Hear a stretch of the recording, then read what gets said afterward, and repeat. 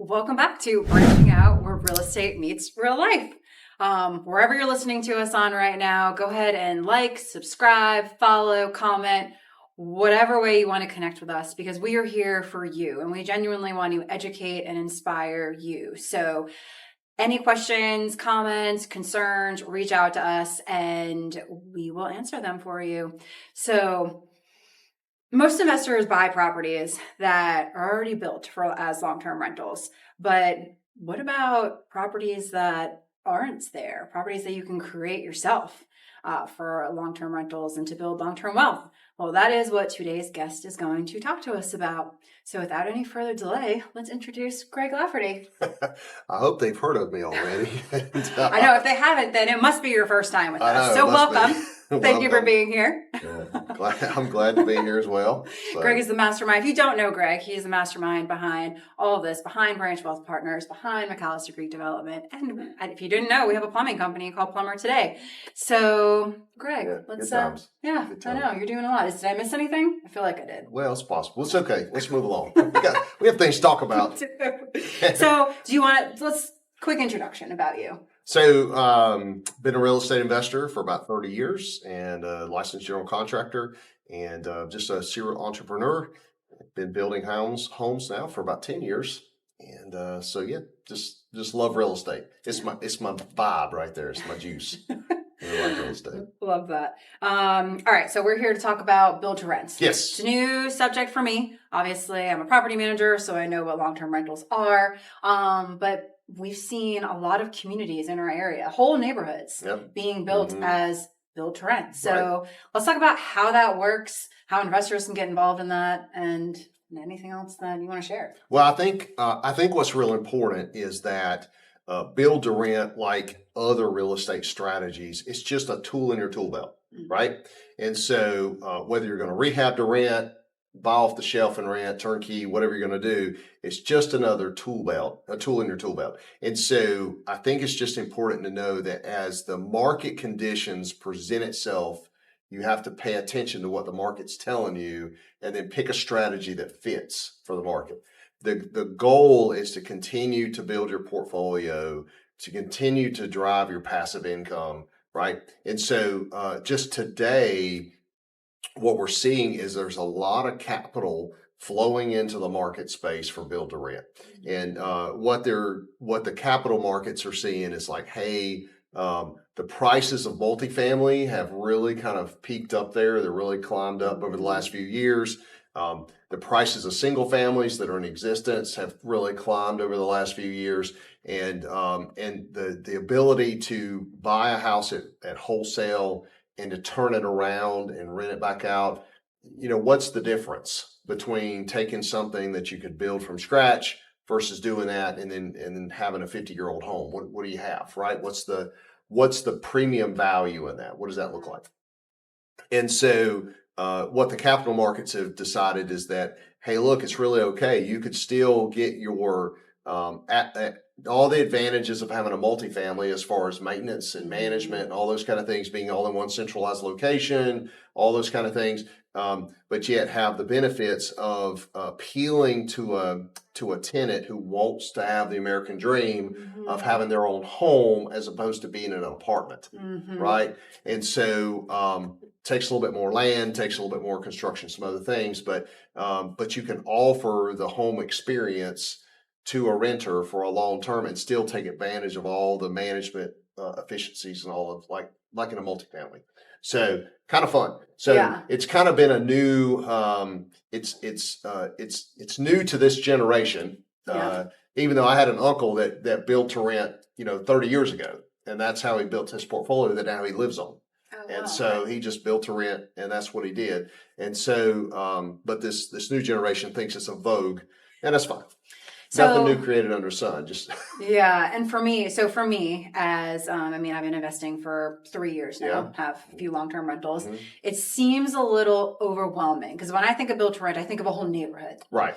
And then I also think about you have to find the land. Right. And to me, I feel like they're not making any more land. Whatever's out there is out there, and a lot of people are taking it up. So there's not a lot around here, at least, or maybe not looking in the right places. So let's break it down into actionable steps for a new investor, or maybe someone like me who's been doing it and now this is a new tool in their tool belt that they want to try to utilize, how do you start? Where do you start? Well, I think it's important to note, like, you don't have to have a 200 home community to have a build to rent product, right? Just like you could buy a single home on a single piece of land and renovate it and put a tenant in there, and that's your long-term rental. You can do the exact same thing with new construction. We typically call these infill developments, right? Where there's just a spare lot that maybe somebody bought a house and had an extra lot at the time, right? And you can carve this lot that sits between two homes now. You can still find those lots all over, and that's a neat little opportunity, right? Neat little opportunity. That is one thing you taught me when That's I first right. started here. You were like, set up a search. That's Extra it. lots. Extra lots. And let's look at them. So great. Okay. Right? Perfect. And so, and in our community, a lot of the lots are about the same size in a lot of areas. And so I even look at where are the homes where their lot size, maybe not even a separate lot, but their lot size is equal to about twice what the standard lot size generally is. And if the house happens to be set to the one side, perfect. Now there's a perfect opportunity to at least approach the community and say, hey, I'd like to subdivide this lot and create one, right? And so I was just looking at one the other day where there was a home that's way too expensive for an investor to pick up and flip, although it needs one. It needs a flip, right? It hasn't been redecorated since the 50s. Okay, it needs one. It's a beautiful home, or it was in the 50s. It's high quality, and but it needs some TLC. But there's no way that an investor could take it at its current price, renovate it, and then sell it for what the other homes in the area would, demand, right? However, it has several other acres around it. And so, the concept of, hey, can we take this home, carve it out as a separate parcel, right? And then take some of that extra cost and push it into the value of the land, right? To reduce the cost basis of the home. Now I can go in and renovate the house, whatever, flip the house, and then build several other houses on the lots that surround it. So just great opportunities out there. But in all things, just like other tools in your tool belt, the math has to work. Always. Right. And what we're finding out there today is that hey, look, I don't have to tell anybody, out here watching, it is hard sometimes to make the flip math work nowadays, right? And so you sit there and go, okay, well, if I could build it affordably enough and I find the land cheap enough, right? By doing some of these techniques, could I get a lot cheap enough that I could build a new home? And let's say that the math is slightly in favor of a rehab to rent, but now I have a home, if I build it, that won't need maintenance for years and years, right? So the HVAC system has a good 10 to 15 year runway ahead of it. The water heater has a good 10 years ahead of it, right? Some of those, the roof has 30 years ahead of it. And so maybe comes with warranties, all those kind of things. So now I have a low maintenance product. Whereas even if I rehab and rent, a lot of those systems are still 50 years old, right? And so what's that going to look like over the next 20 years for additional cost, right? Yeah. And would someone pay a premium from a rental rate to be able to live in a new home versus a rehab home, right? Yeah. What would they do? So the math has to work, but we just need another tool in our tool belt. Yeah. And then honestly, as we were talking, I was breaking it down into steps in my head, and my brain always goes big. So when you think big, it gets very overwhelming. But then I'm like, oh, wait, McAllister Creek builds spec homes in infill lots around this area. So all the time, partner with a builder who's already doing it. That's correct. And maybe buy a few and get a little discount, which we've done. Yeah, because like, you don't want to, partnering is great, right? It's all about who's on your team. And so, and we do that for other investors. We build a home for them, whether they then turn around and sell it or whether they, keep it or whatever's up to them. But the point is that we build the type of product that aligns with a build to rent. So let's talk about that. What kind of product do you have you found is the best? Like, what do renters love? Well, in our market, because it is very market specific, right? In our market, the tenants are used to 2 and 3 bedroom homes, right? And because we're a textile community is where the foundation was, and a lot of the textile mills built out towns around the mills, and they are typically 2 1s, some even 1 1s, right? Little small worker homes, and so to be able to provide a 3 bedroom, 2 bath, wow, that's a step up, right? It's a lot better step than a 3 bedroom, 1 bath or a 2 bedroom, 1 bath, right? That's in the community. What are your thoughts on like a 3 bedroom, 2 bath versus a 2 bedroom, 2 bath? I think they each have their place. Yeah. I think that the cost per foot of a smaller home to build actually rises because you need a water heater no matter how big the house Still is, need all right? the systems, Still need so- the systems. You Yeah. still need 2 bathrooms. You still need a stove. You still need, right? And so the cost per foot goes up. But we have a 2-2 product that's like 900 square feet, 880 square feet. I like smaller product. I like the 1,200 square foot product. I like the 900 square foot product, somewhere in that range. When you start to get into larger product, I'm not sure really that the turnover cost really starts to make good sense. So, Yeah, to do a it's true. turnover, it's Painting, yeah, carpet. that's correct. Yeah. All that painting, flooring, all those things are kind of generally done by the foot, right? And so a tenant wants a comfortable home. A tenant doesn't necessarily want a grand home, right? And so, I've had investors all the time come up to me and say, "Hey, I've got this 4,000 square foot house that I live in. I'm thinking about turning it into a rental. What do you think?" I'm like, no, the flooring of that thing alone is going to be thousands and thousands and thousands of dollars. Like, how much are you going to rent it for? And they'll say, "Well, I'm going to rent it for about $3,500 a month." I'm like, no, that math doesn't work. So I like that smaller product, and I like easy to clean, easy to manage, easy to repair, things like that. So hard floors. I even like granite countertops because they're durable. The countertops are small enough that any other material choice is really very negligible in the price difference. So I'll go ahead and put in some kind of granite countertop and smooth cabinets, those kind of things, easy to clean. We like to build on crawl spaces because in our area that's a good option, and then you can maintain all the systems in the crawl space a little bit easier than if it was in a slab. You had a water line leak and those kind of things, harder to dig into that. It's funny, when I first started buying real estate, I always thought that having a slab was better than having a crawl space, because you always hear about the crawl space nightmares. Yeah, right. Which now I have found everything can really be fixed. But learning that if you have a slab, you have to drill through the slab to get to the plumbing. Yeah. Which I didn't even think about that, but I think you taught me that. Yeah, if you have a water line leak, you got to pull up the floor, you got to pull out the cabinets, whatever you got to do, and then jackhammer into the concrete. Yeah. It gets to be a mess, yes, right? Whereas is. if you're in a crawl space, somebody can just go in there and patch it all up and be out of it, right? Yeah. Instead of weeks, it's minutes, right? So let's go back to the land part. Sure. So when looking for land to build a house that you're going to rent, what are some red flags that people should look out for? Great question. And I think, there's this part of land development that, and in buying a home too, right? This due diligence. And I would never buy any sight unseen, so to speak. It's just like a home. You have to do your homework, right?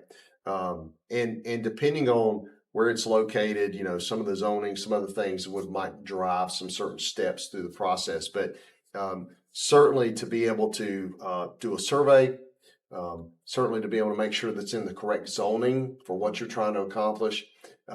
You don't know by just looking at a raw piece of land, some parcel, that there's not a sewer easement going straight through it, or a stormwater pipe underneath it, or something crazy going on, right?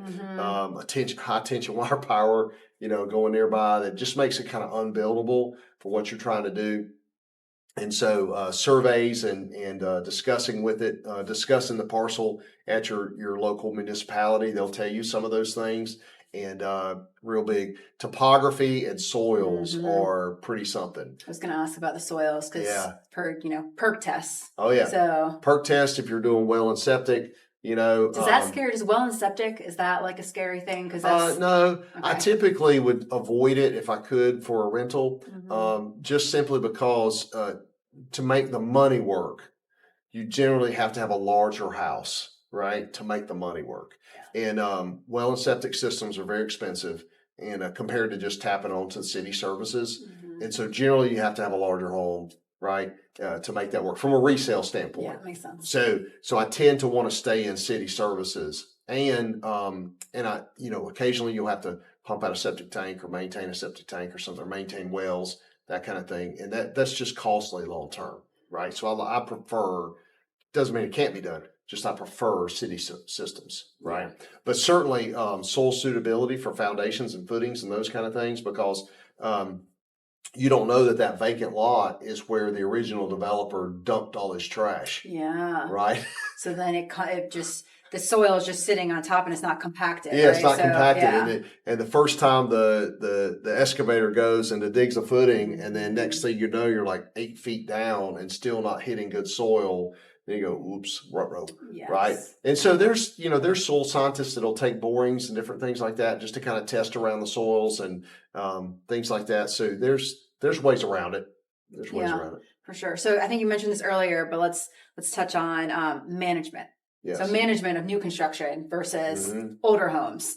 What are your thoughts on that? Well, it is kind of interesting because when you're building a new home, of course, you're going to need permits. You're going to need a general contractor. Most states would require some kind of general contractor to build a home, and so so that takes another layer, right? And it's an extra cost.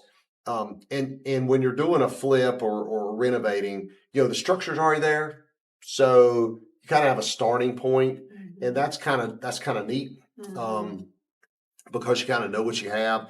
Obviously, a house could be allowed on that piece of land because it already exists. You Mhm. know what I mean? Yeah. Like, so there's certain things there that you don't have to deal with.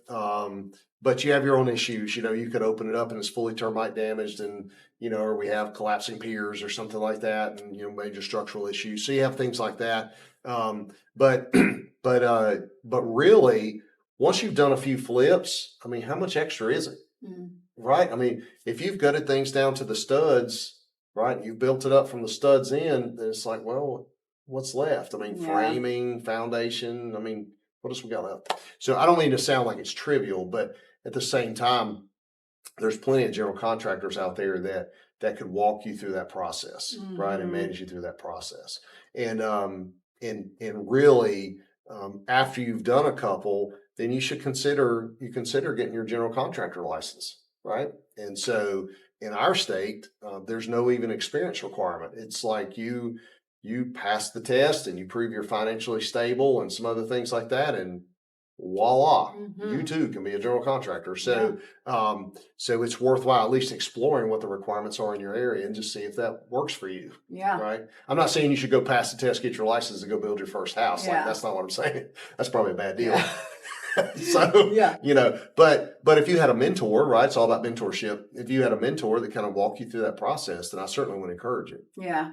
Well, it's funny you mentioned it's a bad deal because investors out there, they're always telling me they want a good deal. I want Yeah. a deal. I want a deal. So I don't know, maybe the first thing that I thought or listeners would think is if I'm buying new construction, aren't I going to pay more Yeah. than I would if I'm buying a Yeah. house that's already Yeah. Like existing? if you're coming out full ticket price, Yeah. right? So Yeah. like, remember, as an investor, we don't want to really pay retail, Yeah. right? Never. So so what we'd rather do is buy the lot.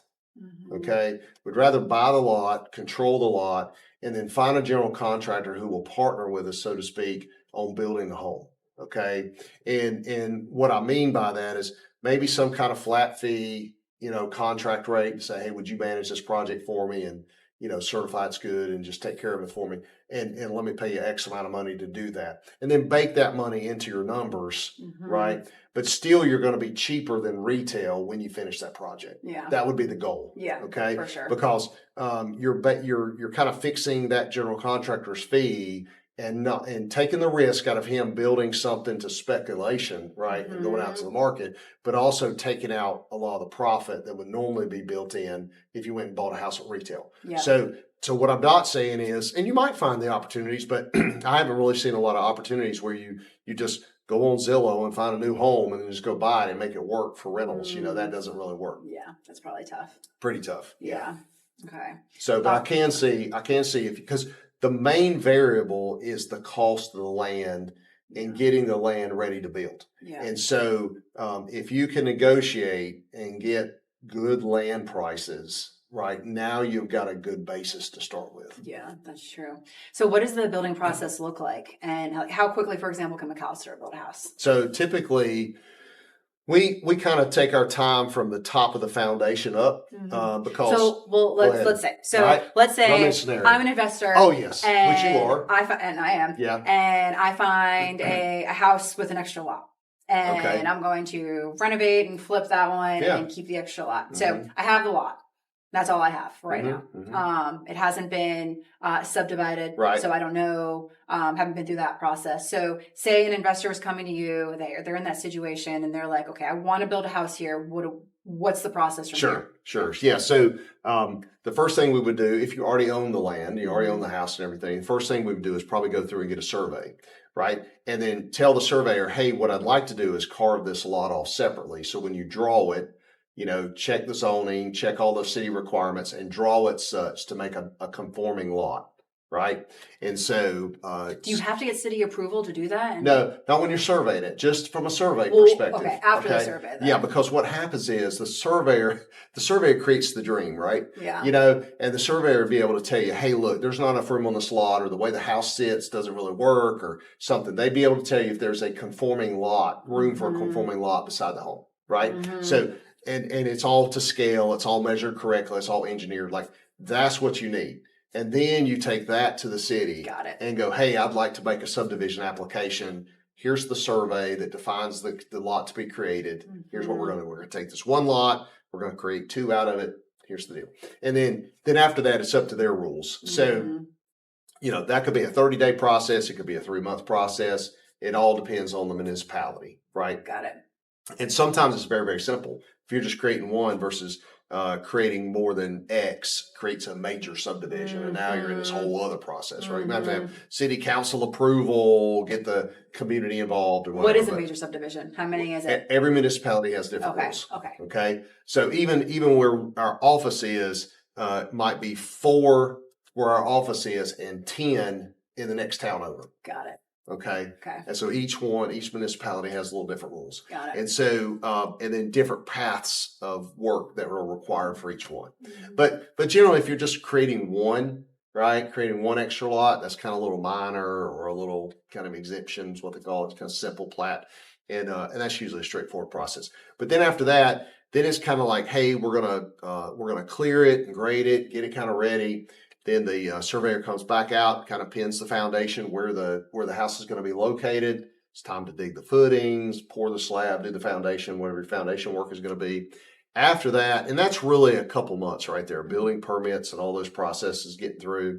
And so, but then after that, it's usually about 90 days from the top of the foundation to a certificate of occupancy for us. Pretty fast. Yeah. And these little 1,200-foot homes. So really, you kind of sit there and go from buying the lot to the certificate of occupancy could be about 6 months, give or take, for permitting and clearing and other things like that. So not bad. So really, when you think about it, I've actually done it with one of our clients where we basically finished a whole new house before they renovated the house beside it. If you think about it, right? Yeah. Because sometimes major renovations could kind of take a while, right? Yeah. And you got to study it, think about it. You open up a wall. Oh my goodness, I didn't realize this was behind here. There's a chimney here. There's a chimney here. That's our favorite thing. Let's take this wall out. There's a big fireplace right there in between the walls. So it happens several times. And so that's why I started building houses. I hated that. Yeah. So control the unknowns. Control the unknown. And that's one of the other things too, is I like standardization. I'm a more manufacturing guy, right? And I like standardization. And so that's the nice thing. We only build a few plans, and all the kitchens look alike, all the materials are the same, the light fixtures are the same, everything's the same. They don't look the same on the outside, right? And so the house plans look differently. So I don't have to have a neighborhood with every house the same. Yeah. But a lot of the finish work and everything's all the same. Keep it standardized, easy. Let's talk about the money part of it, the financing. Of course, cash is king. If you have cash, it's easy peasy. Rock on. But if somebody in the same situation where I come to you, I want you to build a house for me, how does that look financing wise? Like what would I do? What would be the... Well, what's interesting is a lot of the investor lenders, right? Little hard money lenders out there and everything, they do fix and flip loans, but they'll also do new construction loans. Okay. So ask your lender, right? Ask your lender what the requirements are. And so sometimes they'll participate in the purchase of the lot. Sometimes they won't, but then they'll use the lot value to the bigger equity into the construction deal, right? So really the financial structure is very similar to like the draw structure of a fix and flip. You get to certain stages, you call the lender and say, hey, we're ready for a little inspection, come out, give me my money, that kind of process. And it's really very similar. So if the investors that are watching, if they've ever done one of those kind of loan products, it's very, very similar. Okay. Yeah, because I'm just wondering, like, how much money would I need on hand to do something like this? But I guess you're just paying cash for the lot. Yeah. Good rule of thumb. Yeah. Always paying cash for the lot. I like to, because a lot of lenders don't like to lend on a lot, right? So either I'll use a private money lender to help me buy the lot, or I'll pay cash for the lot. And then that's my equity going in. And so usually the lenders are kind of around 75%, loan to value type feel. Okay. Right. So you can kind of prepare 25%, 25% loan to value. It's pretty reasonable. Okay.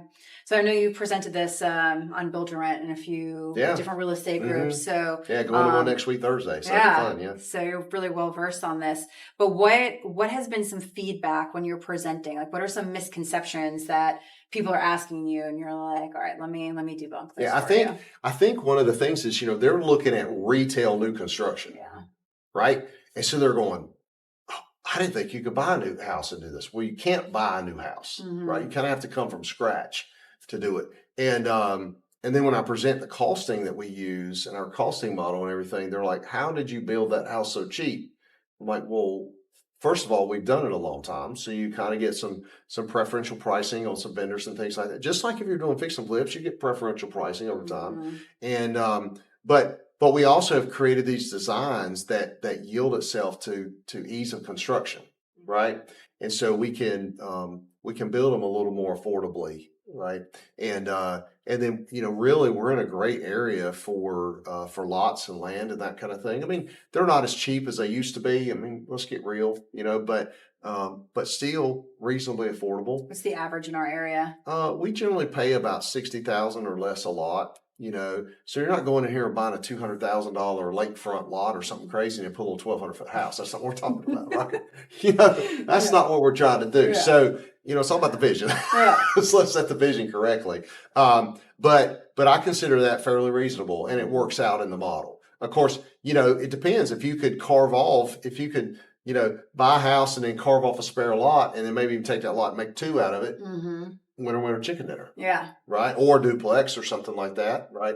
And that's where some of the larger build to rent communities start to get a little bit of scale, right? Where they can take kind of a per acre price instead of a per lot price, and then kind of convert that into a per unit, allocation, and their land cost starts to go way down. The next question I was going to ask you was about scaling. Yeah. So let's dig into that a little bit. Yeah. So just like if you were to go from a single family home to a duplex to maybe a 10 unit or something like that, build to rent can be scaled very similarly. So whether that's, hey, I just want to build little infill lots, and then maybe I want to extend a street into some vacant land and then pop in a cul-de-sac and build a whole little cul-de-sac of build to rent homes in an existing neighborhood that has like a little dogleg street on it. Yeah. We've done that before, and build 6 or 8 little homes in it. Like Laundry Street? That's correct. And so we manage some of those houses there. And so it's just a neat little way to kind of expand the community a little bit and still get some economies of scale of management economies of scale in building because we're all there together, right? The framers can go from one to the other, to the other, to the other, right? And paying the engineer one time to design the community, paying the surveyor one time, that kind of feel, as opposed to like sending them out to 5 lots all across town. Yeah. So you get a little economies of scale there. It's really neat. It is just beautifying the area. Yeah. If you're building new construction and you're putting nicer houses in areas where there may be older houses, you kind of, in a way, are creating affordable housing. There are a lot of renters, especially in our area. Yeah. So you're giving them places that they can live in new, clean houses. So it really is a genius idea. So what was your like aha moment when you were like, oh, this is a thing that we need to consider? I think it actually came a little bit more recently when, as we've been managing others, assets for other people, right, and looking at the rent rates and looking at some other things, and I just kind of peeled it back a little bit and said, okay, well, we usually make this much profit on a home. Now, what's our real cost? What's that look like? Oh, wait a minute. So our cost, right? What's our cost on this? And wow, that seems to approach a 1% rule, like that starts to get exciting again. Yeah. Back in the day that was easy, right? And now more recently it's a little harder to do. And so when I've watched some of the rent rates of some of our newer owners that we manage for and those kind of things, and just kind of watching it, doing some math, I'm like, wait, I think this could be done. And then also reading articles and other things of the bigger, the bigger capital guys doing it. But, they can push so much capital into there, and they have all kinds of amenities and all kinds of things. So, which is not my speed. That's not my game. But hey, look, where the money's flowing, you at least ought to pay attention. Yeah. Right. Because they pay very smart people a lot of money to do a lot of math. And they don't always make the right decisions, right? But at least they're worth. You probably ought to pay attention. Yeah, and this is kind of like an economic forecast question, but I feel like I've noticed homes have been sitting on the market for longer. I feel like there are a lot of people in the younger generations that aren't buying houses, so they must be renting. So I guess kind of the theory behind this build to rent is, these big capital markets people, these hedge funds are doing this, so they must think that more people are going to be renting than buying. Yeah. So, that's got to be theory. That's exactly right. That's exactly right. So, what is interesting is, the younger generations are looking up going, how do I afford a home? Right. I still want to provide the American dream for my family. Right. But how do I do that? And so we all know that home prices, especially when pushed with the interest rates, the monthly payment problem, right? It's not just home value; it's really a monthly payment problem. Yeah, because there is down payment assistance. Yeah, it's all that. So, but everything in today's world is around monthly payments, right? So, what's the monthly payment? So, the $400,000 house would be really more affordable at 2.75 interest, okay? But at 6.25, gets a little steep, right, for the average home. Fortunately, that's average. That's normal, right? That's normal. So younger families are sitting there going, "How do I do that?" And so a lot of new families are created, and a lot of households getting created right now. And so the theory is that they would appreciate a single family home more so than an apartment. Yeah. Right. Yeah, of course. And so the theory is that if they can't buy it, then we can allow them to participate in living in a single family home by providing more single family homes for rent. Yeah. And so that's the theory. Now, what's going to be interesting, though, what I think is what's going to be interesting is, the greatest volume of sellers out there are 65 and older. Yes. Right. And there's more people 65 and older now this year than in the history of the world. Yes. So now what's going to be the supply of homes for sale, right? Single family homes, because most 65 and older are still in their single family homes. What's going to be the supply 5-10 years from now? What does that look like? And so, hey, look, those very highly paid, smart people on Wall Street, I'm sure they got it all figured out. But old redneck me looks at it and goes, But we should be careful because if those people start dumping their houses on the market, Which is what's right, going to happen. or- We've been seeing it. that's right. So like, or their families when Yeah. they receive that inheritance, Because they don't want it. They want the cash. They don't want. They They're certainly like, don't want to manage an apartment, No. a rental house, right? They'll come to us to do that. Yeah. So what's going to happen with that is there going to be a collision of new product starts of large tracts of build to rent colliding with a extra supply of single family homes for sale. Like, what's that going to look like, right? Because the Sounds like an investor's dream. It to could me, be, right? Honestly. Because it could be that the supply, deflates the price, Yep. and the investors can come and swoop those up, Exactly. right? Or it could lead opportunities for these renters to now buy, which will leave a higher vacancy on the single family build to rent. So That's true. it's going to be very, very interesting. It is So very interesting.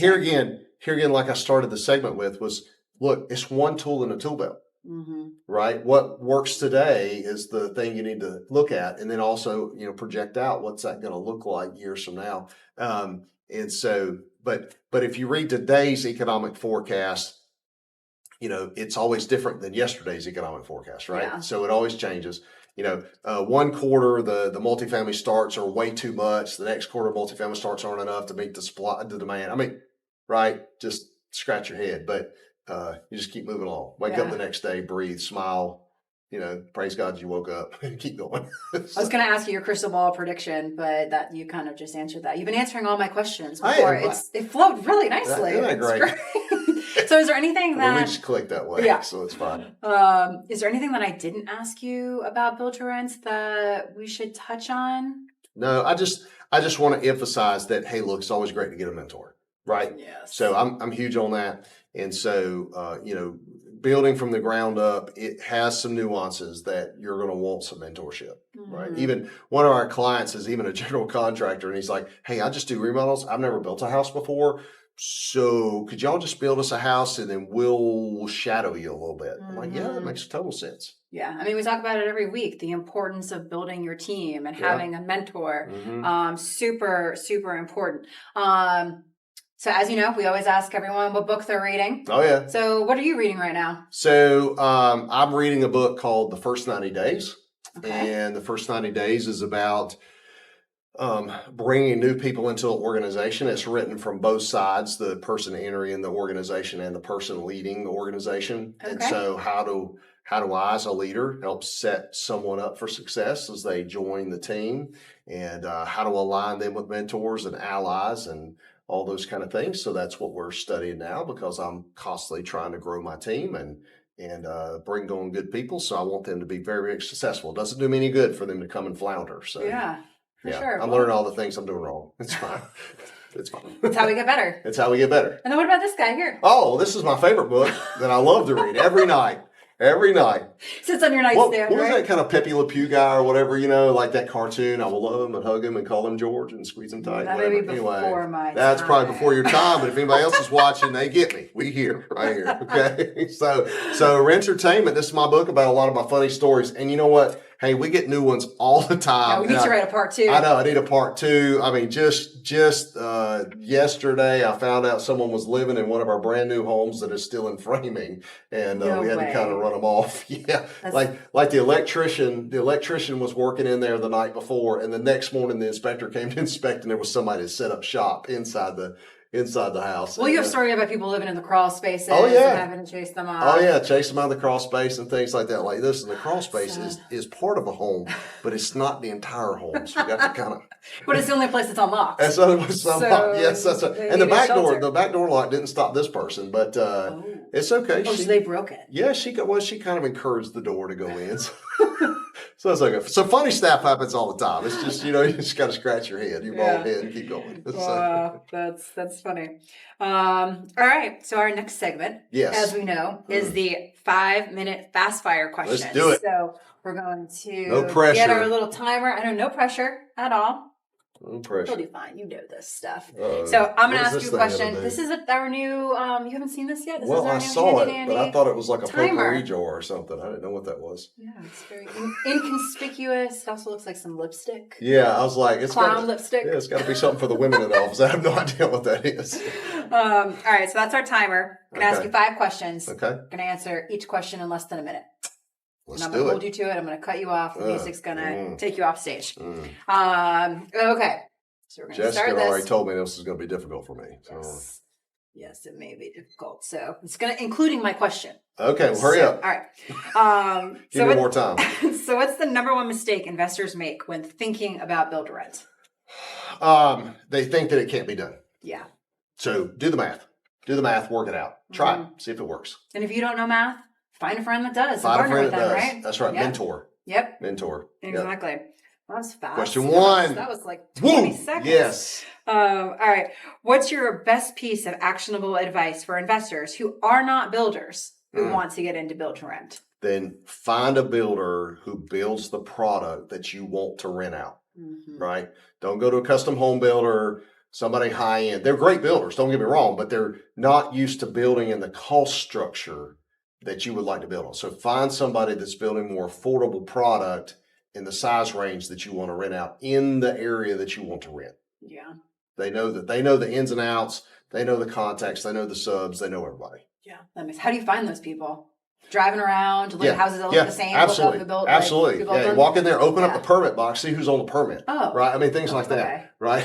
Never would have thought about Do that. your little Sunday afternoon drive for dollars and like go and look at the permit box and, and that kind of thing. Right? And a lot of communities post open permit, new permits and on their websites or in news articles and that kind of stuff. So do your research, see who's building in the area. Genius. Ask a realtor, who do you know who's building new construction in the area? What does that look like? All right. What's the biggest factor in choosing the right location to build to rent? Well, so we talked about topography, right? Which is very important from a land cost, but location from a rental perspective, a lot of times the same things every time, right? Access to transportation, education, right? And shopping. Right, those kind of things. That's what I'm saying. Food type stuff. Not Macy's or something. Okay, I'm talking like necessity type shopping. So because renters of every socioeconomic status want to be close to those kind of things, right? And of course, as you get to the lower economic levels, then of course that needs to be walkable, right? Yeah. They might use public transportation. How long are they going to schlep their groceries? I mean, all that kind of stuff. So what are the schools like? Where do we get our food? Where are our groceries? Or other shopping? And what's the access to transportation? Right? And closeness to jobs and other economic development type factors, right? So is it near the jobs or way out there in Egypt somewhere, BF Egypt and it's a hole. So what's that look like? Got it. That was a little bit of a longer one. Sorry. We'll let that Keep going. Let's go. We're still good. I think we have 2 more questions. All right. So what design feature or amenity really keeps tenants long term? Oh, I think really from just a nice little yard. I mean, they're wanting a single family home for a family home, right? So you need some amount of yard. That's true. Okay. It can't just go out the back door and go straight down a cliff. Okay. Yeah. You need to think about that. In street location too. The busy streets, not so much. Who wants to have their kids playing out in the yard for a busy street? So think about that and accessibility for that. Is it important to have a fence? Fences are kind of a toss-up. Yeah. Fences also invite dogs. That's true. Right? And so, they don't just keep in children, they keep in pets, and maybe you don't want pets. Yeah. So I think about that too. And also, you have to think about both ends of the age spectrum. So a yard is great for young children, but also the home needs to be accessible to the older step down renters too, right? So seniors and that kind of thing. So maybe a little bit wider doorways, a little bit wider hallways. It also makes them feel a little bit more open, even though in the same square footage. So just kind of think about that too, so that you could kind of appeal to both ends of the demographic. That makes sense. So maybe not a lot of steps, maybe one story. Yeah. Easier for everybody. Easier for everybody. All right, last question. We have 46 seconds. All right. Why is build to rent a game changer for real estate investors? 40 seconds. I think it just opens up their tool belt to say, hey, look, if I can't find, I'm so myopically focused on fix and flip, those kind of things, right? And so, hey, look, but look, there's more, okay? There's more avenues to do your deal. And so you need to just look up, pull out your gopher hole, look around a little bit, and do the math. Yeah. Awesome. All right. So you still have 12 seconds. Woo! Awesome job. Look at us go. Awesome job. Very competitive. All right. So we're wrapping up here. What's one piece of advice to leave our listeners with before we sign off? I'm going to say it for the fourth time. Okay. Get a mentor. Yeah. Get a mentor. Ask questions, learn, but then don't just go stagnant on the information. I was talking to an investor, actually someone who wants to be a real estate investor, right? And he has all the capital he needs. He's gone through lots of education classes, all that kind of stuff. He's like, but Greg, I just don't feel confident in pulling the trigger. I'm like, well, you just need a mentor. You need somebody to come behind you and go, it's going to be okay. Just what's it going to look like in 10 years, right? Just pull the trigger. Go do it. Yeah, for sure. Execute. He needs that clarity. That's right. And the commitment. Right. The and confidence. Yep. And that'll get him to his first property. Door. And then execute. Yes. Love it. Right. Love it. So as Greg said, getting a mentor, number one most important thing. And that is what we do here at Branch Wealth Partners. So if you need a mentor, if you're already a real estate investor and you just need some advice, you need consulting, reach out to us. That is what we do. We are here to help. Greg is an expert in this field, clearly. So we can help you out. But thank you guys for listening, and we will see you next week. Thank you.